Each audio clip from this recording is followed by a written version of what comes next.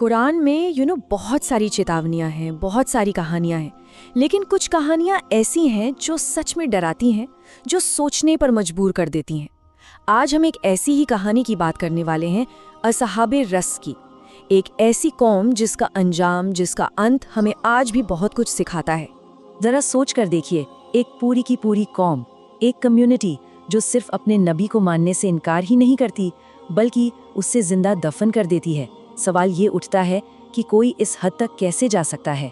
चलिए इस कहानी की गहराई में उतरते हैं और समझने की कोशिश करते हैं। तो ये कहानी है असहाबे रस की। इनका नाम सुनकर शायद अजीब लगे, इन्हें कुएं वाले लोग भी कहा जाता था। पर बात सिर्फ एक कुएं की नहीं थी, उनकी पहचान इससे कई ज्यादा गहरी थी। असल में इनके नाम का मतलब ही है कुएं वाले लोग। और ये जो कुआं था ना, ये कोई मामूली कुआं नहीं था।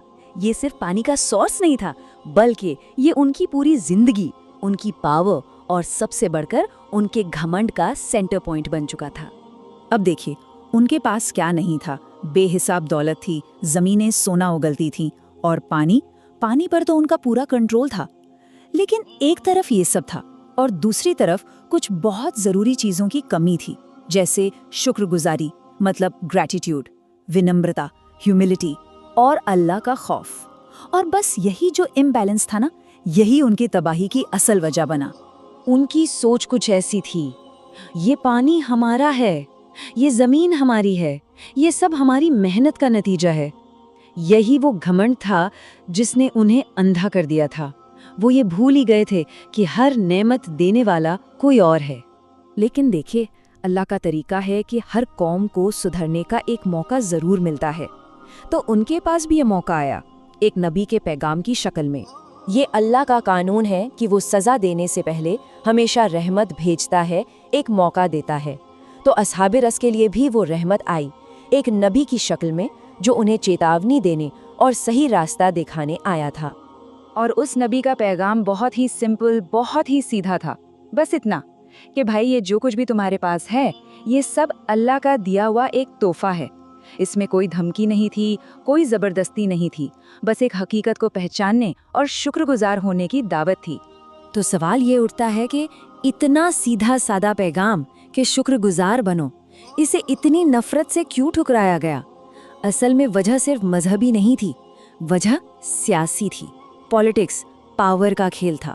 देखिए, जो कौम के सरदार थे, जो लीडर्स थे, उनके लिए ये मामला ईमान का था ही नहीं। उनके लिए ये अपनी सत्ता, अपने कंट्रोल को बचाने की लड़ाई थी। नबी का ये कहना कि अल्लाह के सामने झुको, उन्हें अपनी हुकूमत के लिए एक सीधा खतरा लगा। उनकी सोच सीधी थी, अगर हमने इसकी बात मान ली तो हमारी हुकूमत, हमारी लीडरशिप खत्म हो जाएगी।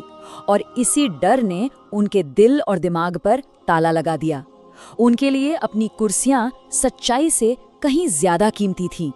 और जब किसी को अपनी सत्ता पर खतरा मंडराता हुआ दिखता है ना, तो वो सारी हदें पार कर जाता है।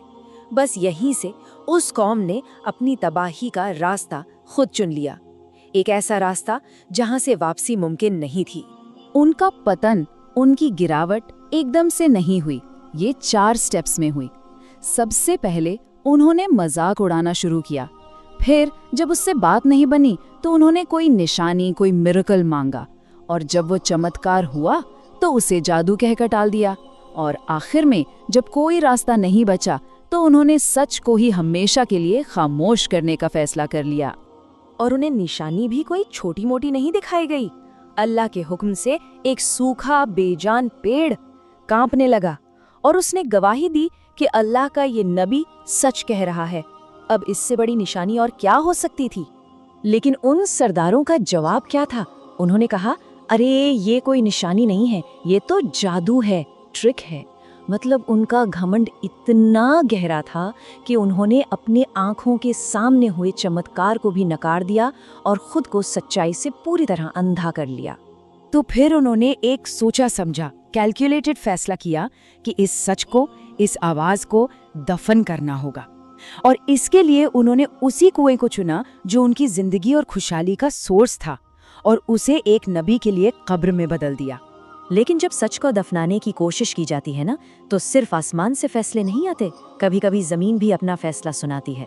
चलिए देखते हैं कि उनके इस भयानक जुर्म का अंजाम आखिर हुआ क्या। सोचिए, कोई फौज नहीं आई उन्हें तबाह करने, आसमान से कोई आफत भी नहीं उतरी। हुआ क्या? जिस जमीन पर वो इतना घमंड करते थे, जिसे वो अपना कहते थे, वही जमीन फट गई और उन्हें जिंदा निगल गई। मतलब उनकी सबसे बड़ी ताकत ही उनकी सबसे बड़ी सजा बन गई। क्या आयरनी है। तो ये कहानी सिर्फ एक पुराने जमाने का किस्सा नहीं है, ये सबको का एक खजाना है जो हर दौर के लिए रेलेवेंट है। पहली बात, घमंड इंसान को सच से अंधा कर देता है। दूसरी, जब ताकत को सच्चाई से ऊपर रखा जाता है तो तबाही पक्की है। और सबसे अहम बात, किसी पैगाम को खामोश करने से वो खत्म नहीं होता। और आखिर में ये कहानी हमें एक बहुत गहरे सवाल के साथ छोड़ जाती है कि जब सच हमारे सामने आता है, खासकर तब जब वो हमारे कंफर्ट जोन को, हमारे बिलीव्स को या हमारी पावर को चैलेंज करता है, तो क्या हमें उसे पहचानने की हिम्मत होती है या हम भी उसे जादू कहकर टाल देते हैं?